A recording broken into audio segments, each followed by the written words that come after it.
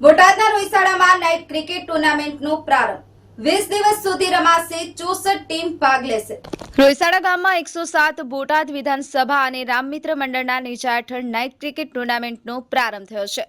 આ ટુર્નામેન્ટ 2 મે થી 22 મે સુધી ચાલશે।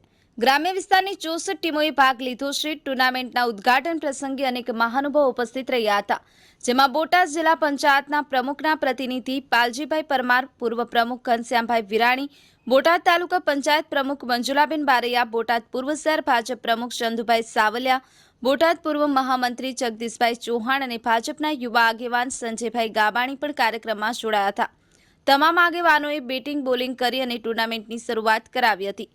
આયોજકોનો મુખ્ય હેતુ યુવાનોને રમતગમત ક્ષેત્રે આગળ વધવા પ્રોત્સાહિત કરવાનો છે।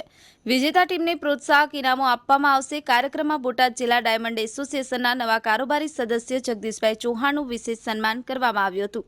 ન્યૂઝ 9 ગુજરાતી, બોટાદ।